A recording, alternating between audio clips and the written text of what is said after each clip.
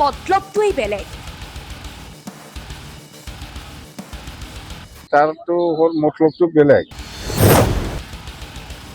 খাব পোৱা নাই যে পইচা পোৱা নাই।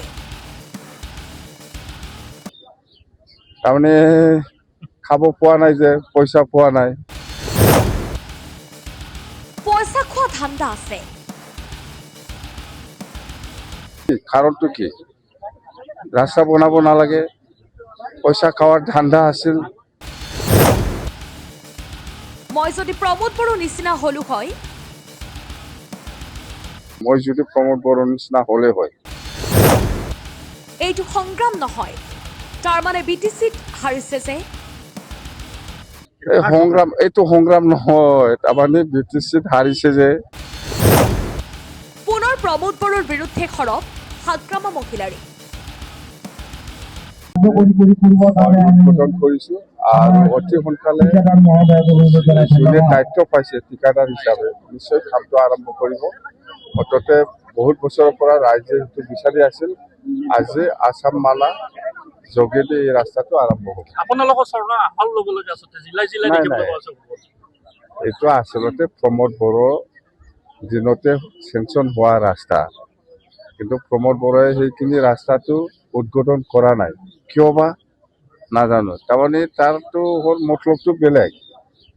তাৰমানে খাব পোৱা নাই যে পইচা পোৱা নাই, এই কাৰণে। নহ'লে এইখিনি ৰাস্তা BTCত 8টা ৰাস্তা আছাম মালা, এই ৰাস্তাটো প্ৰমোদ বড়োৰ দিনতে চেংচন হোৱা, কিন্তু সি উদ্বোধন কৰি পেলাই যোৱা নাই মানে কি? কাৰণটো কি? ৰাস্তা বনাব নালাগে, পইচা খোৱাৰ ধান্দা আছিল, দিয়া নাই, হোৱা নাই, সেইকাৰণে ৰাস্তাটো সি বনাই যোৱা নাই। এনেকুৱা মেলা আছে। আপুনি চাওক, আমাৰ দিনৰ যে চৰকাৰ হৈছে হয়, কিন্তু আমাৰ দিনৰ পইচাটো এপ্ৰিল মাহৰ পৰাহে, চলিত বছৰ 26-27 এপ্ৰিল মাহৰ পৰাহে আৰম্ভ হ'ব আমাৰ পইচাটো। কিন্তু এতিয়া আমাৰ চৰকাৰটো হ'ল 4-5 মাহ আগত। এতিয়া প্ৰমোদ বড়োৰ দিনত যিখিনি পইচা প্ৰমোদ বড়োৰ দিনত পাইছে, সি ব্যৱহাৰ কৰা নাই। গোটেই পইচাটো আকৌ ৰিটাৰ্ণ গ'লে হয়, মই যদি প্ৰমোদ বড়োৰ নিচিনা হ'লে হয়। কিন্তু মই এনেকুৱা চিন্তা কৰা নাই। প্ৰমোদ বড়োৱে যিখিনি পইচা খাই পেলাই আধৰুৱা থাকিছে, সেইখিনি কামটো মই কৰি আছো। আপুনি অহাৰ লগে লগে BTCত নতুনকৈ সংগ্ৰাম আৰম্ভ হৈছে। এইটো সংগ্ৰাম নহয়। তাৰমানে BTCত হাৰিছে যে আকৌ চৰকাৰত বহিব লাগে যেনে তেনে। ইহঁতে BPF দলে চৰকাৰ কৰাটো ইহঁতে সহ্য কৰিব পৰা নাই। এইটো সংগ্ৰাম নহয়, এইটো মানে ৰাজনীতিক পুৰা ৰাজনীতি আছে।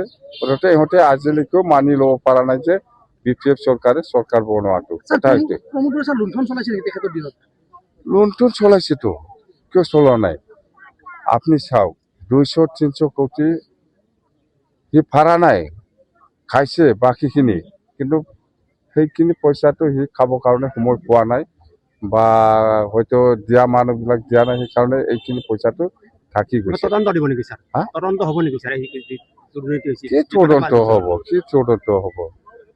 এইটো ল এণ্ড অৰ্ডাৰ বা জুডিচিয়েল পাৱাৰটো আমাৰ হাতত নাই। প্ৰমোদে যদি কিবা লুণ্ঠন কৰিছে, সেইটো অডিটত দেখাব। অডিটে কি কয়? লুণ্ঠন চলাইছে। ইয়াতো আৰু কি ক'ব লাগে? ছাৰ, যিহেতু বিধানসভা নিৰ্বাচন আহি আছে, BTCত আপোনালোকৰ নাই, BTC বুলি নহয়। আমি এতিয়া NDAত আছে। NDA হিচাপে ইলেকশ্যন খেলিব। যেনিবা আমি 126টা চিটত আমাক কিমান দিয়ে আমি আলোচনা কৰিম। হয়তো 15-20টা নিশ্চয় পাব পাৰে। 126টাৰ ভিতৰত BPFও কিমান চিট পাব বা আমি কিমান চিট খেলিবৰ কাৰণে আমাৰ ষ্ট্ৰেংথ আছে, সেইখিনি কথাটো আমি আলোচনা কৰিম। কিমানটা বিচাৰিব আপুনি? কিবা বিচাৰিব নেকি? আমিতো 20টা বিচাৰিব। ইয়াত ইকুইপেল শূন্য হ'ব নেকি?